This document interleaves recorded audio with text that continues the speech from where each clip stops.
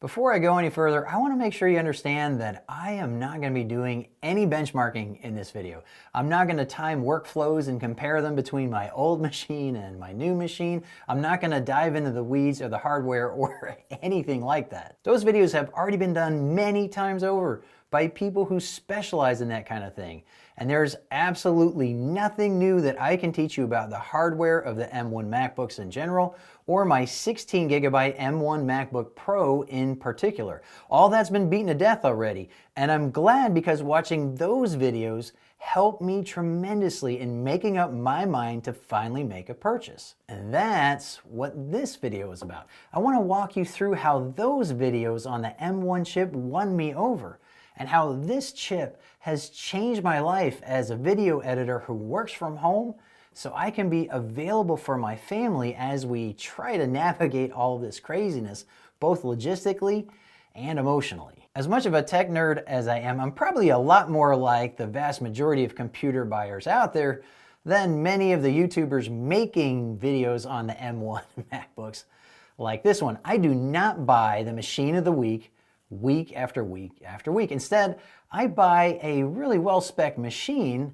and use it for years. I was actually shocked when I realized that I bought my workhorse 27-inch iMac 6 years ago in December of 2014, but it's been fine for my purposes all that time, up until about a year ago when I started editing 4K log video. That's about when I realized it was time to upgrade my Mac, but it was still tolerable for me because I was only making about a video a week and not editing all day, every day. Still, I was ready to get a new iMac until Apple dropped news back in June of 2020 that they were shifting away from Intel to Apple Silicon, and I wanted to wait until that happened. I'd already lived through what it was like getting a really nice PowerPC iMac right before Apple switched over to Intel chips about 6 months ahead of their stated schedule.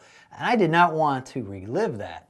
Well, Apple did quickly introduce new machines with this M1 chip, but they weren't iMacs. They actually introduced upgraded configurations of their existing MacBook Air and 13-inch MacBook Pro. Now, either you already know everything I know about Apple's new M1 chip, or you're probably someone who doesn't really care. And believe me when I say that is not an insult. Despite what your YouTube homepage might lead you to believe, most people who will end up buying an M1 MacBook will have no idea why it's such a huge leap in capabilities over most of the Macs you could buy ever. They just know that it's really, really fast compared to their old machines. It's that massive leap in performance of the very tasks I do to earn a living that convinced me that now is a time for me to buy my very first MacBook. I have owned Apple desktops exclusively since 1980, but the price to get the performance I was looking for in a MacBook up until now was just too hard for me to swallow. I stuck with desktops for processor intensive stuff, and then I'd buy some budget-friendly Windows crapbook for when I wanted to be mobile or when I needed to test things out on an actual Windows machine back when that stuff was actually more important. This Lenovo was a whopping $250 when I bought it from Amazon, and I only keep it around to run my accounting software. A big reason for that is somewhere along the way, Apple came out with the iPad and then the iPad Pro, which I put into a $25 keyboard case and I use for email, surfing the web, social media, outlining videos. Again, I got a nicely spec'd 10.5-inch iPad Pro when it first came out, and here it is chugging along just fine with no compelling reason to replace it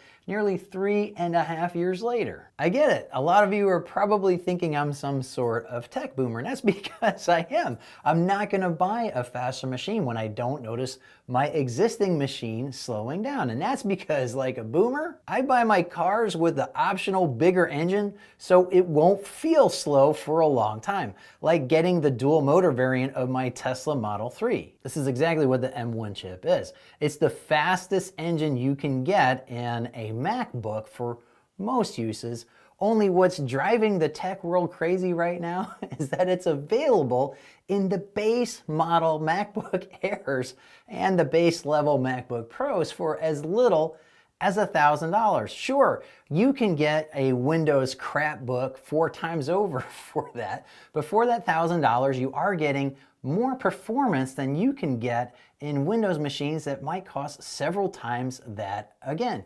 You get a better screen, but it also gets you access to the Apple ecosystem. Again, I get it. That makes me sound like a tech boomer because I am. Boomer isn't an age, it's an attitude towards tech. It's not about being confused by new tech, it's about just wanting tech to simply work without having to learn something new to use it or getting someone's help to set it up. I love how my 3.5-year-old iPad Pro and my months-old Apple Watch 6 and my 1.5 or so old iPhone 11 Pro and my 6-year-old 27-inch iMac and my brand new MacBook Pro all just work together seamlessly. And I didn't need anybody's help to make that happen. 5 minutes of following easy step-by-step instructions was all I needed to do. If I have a problem with that, Apple support is there to help me. It's not perfect for sure, but after owning a Compaq, a Dell, a Sony, an IBM, a Lenovo, I know what it's like to get support elsewhere. Apple's pretty darn good when it comes to helping you learn their hardware and their software. Hardware and software that by design tends to just work and just work together. It's why Apple is the official brand of the tech boomer, and that's absolutely worth the premium of the Apple logo to me, even though the M1 chip now means you don't actually have to pay a premium over what you might have to pay to get the equivalent performance in a Windows machine. Which leads me to how the 16 gigabyte M1 chip in this 13-inch MacBook Pro has truly changed my life. I now have all the power of any iMac that I'd consider buying in an extremely portable form, and I didn't have to break the bank to do it. This configuration was $1,900 plus $269 for Apple Care, which extends my warranty and free tech support to 3 years while adding insurance against breakage and things like that. That's good peace of mind for a laptop I plan to be using at least that long. That's also why I went with 1 terabyte for the internal storage and the 16 gigabytes of RAM, even though I know I could get away with less of each. Unlike my 27-inch iMac, there's no way to upgrade those as my needs for power and storage increase over time. You'll see lots of YouTubers telling you that 8 gigabytes of RAM is all that you would need in order to do all the things that I'm even doing right now, but I think that's going to change over the course of the next year. Apple will be introducing new iMacs and large MacBook Pros with even faster processors and even more RAM. Software developers will quickly take advantage of that, and everyone with an 8 gigabyte M1 MacBook might feel left out long before they're ready to switch machines. $200 does sound like a lot to spend on just another 8 gigabytes of RAM, but think of it as magic RAM that does a whole lot more than standard RAM. And you only have one chance to max out your RAM magic when you buy a new MacBook because that RAM is integrated in the processor itself. It's why it's actually much more powerful than the RAM you might be used to buying. I'm keeping the local storage and app set light on purpose, basically dedicating it to video and photo editing.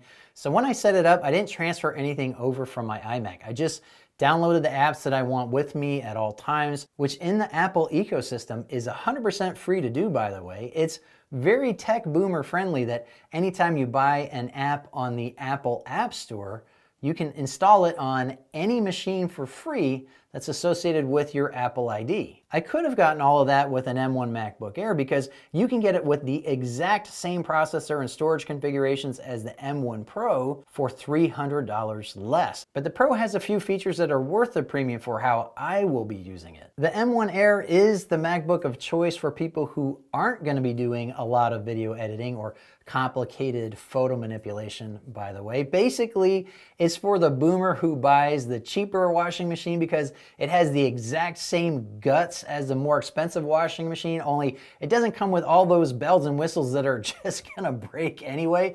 I'm that boomer a lot of the time. My washer and dryer are 20-year-old Kenmores that are still running great after I repaired them myself several times. But I am a tech boomer who will be doing processor-intensive tasks where the fan inside the MacBook Pro will help me to get them done faster. The fan cools the processor when it's working hard, and a cooler processor can work at its maximum speed longer. All processors and all machines slow themselves down when they get hot, and we already see from comparisons of the MacBook Air to the MacBook Pro that the M1 chip in the Air does throttle itself sooner than it does in the Pro. I'll be honest though, I haven't heard my fan come on in my MacBook Pro yet. It's very likely because it hasn't been needed yet for the tasks I've been using it for, but it also could be simply because I can't hear it due to too many pew-pews without hearing protection when I was young and stupid. The Pro and the Air have the same screen resolution, but the Pro screen has 25% higher maximum brightness, which I will appreciate when editing videos outside. It's not that the MacBook Air screen is too dim to see outside, it's just that the extra brightness of the Pro screen will be that much easier for me to preview the footage that I got during a day while I might be sitting at a picnic bench at a campsite somewhere. The Pro also has about 10 to 15% more battery life than the Air, depending on what you're doing. This means I can top off a GoPro while I'm looking at the footage and not worry about killing my MacBook battery. As I said, I still lean on my iPad Pro when I'm doing things like email or surfing the web or managing social media. It's got a great screen, it's lighter and thinner even with the keyboard case on it, and it's already proven to be much more resistant to damage when dropped than I'd ever expect of a MacBook. However, in testing the MacBook's battery, I worked it into that workflow a lot more heavily than I would otherwise, including the normal amount of video editing that I do, most of the time with Sidecar active, and I got about 2.5 days out of the battery. That's a whole weekend of camping while previewing and editing video as I make it. Never mind the fact that I'm always camping with a 1 kilowatt Jackery power station and solar these days. I'm a big 2 is 1 and 1 is none kind of guy. The M1 MacBook Pro's internal battery is great peace of mind for me, even though I'm probably not going to have to go more than a couple hours without having access to an external source of power. The Pro has the infamous touch bar that the Air does not. I actually use it some of the time, but like most people, I wouldn't miss it if it were gone. If you don't already know what it is, you probably wouldn't likely get much use out of it either. The Pro has much better speakers than the Air, and they are awesome. They aren't super loud, so I still need to use headphones in louder environments or when I need to play with the audio in my videos. But if I'm alone and in a quiet room, I really enjoy using the speakers when watching movies or YouTube videos instead of having earbuds in my ears or muffs squishing my head. Speaking of muffs, I wear these when I'm tweaking sound while video editing. And one of the drawbacks of how thin the keyboards are on both of the MacBooks is that the plug is actually thicker than the keyboard when you don't have a case on. So you do need to be careful that you're not stressing the jack in the side of the keyboard when you're using headphones like this. It's one of the weird things that happens when you try to combine old tech and new tech. Speaking of the keyboard, I forced myself to learn to touch type when I was in high school, and I can still type at about 75 words per minute when I need to. That means I type a lot because it's so much faster for me to get my ideas down on a keyboard than writing. It also means I appreciate the difference between a good keyboard and a bad one.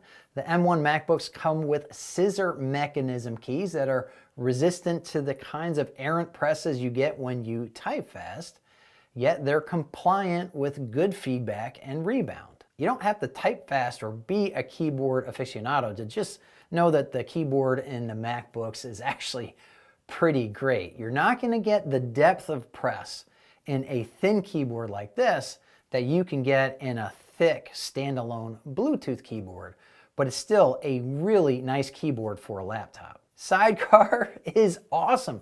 Sidecar is not new at all for a MacBook, but as this is my very first MacBook, it's my first time getting to use it, and it is awesome. With 3 clicks, I can turn my iPad Pro into a second monitor with roughly 2K resolution. It will allow me to work on videos while I'm waiting for my daughter to take her voice lessons. And of course, anytime I'm supercharging, I could probably get something done for the channel. Yes, there is some lag between the iPad Pro and my cursor movements, and this seems to increase with physical distance between it and the MacBook. But I love the fact that I can carry 2 high-resolution screens in this little padded portfolio, and I don't have to spend an extra dime. I still will probably get a big screen for when I'm working at a desk, and I can see a true 4K portable screen sometime in my future, but for now, I'm perfectly content running Final Cut Pro full screen on my M1 MacBook Pro and Safari and Finder on my iPad Pro. As I already touched on, I did buy a few accessories right away. I don't consider myself to be very clumsy, but I am paranoid about the cost of dropping this MacBook Pro. Not so much in money, or at least just in money, but also in the difficulty I might have getting data off of the drive if it were damaged to a certain point, or having it out of commission while it's getting repaired. That's why I went with this beefy case from Urban Armor Gear.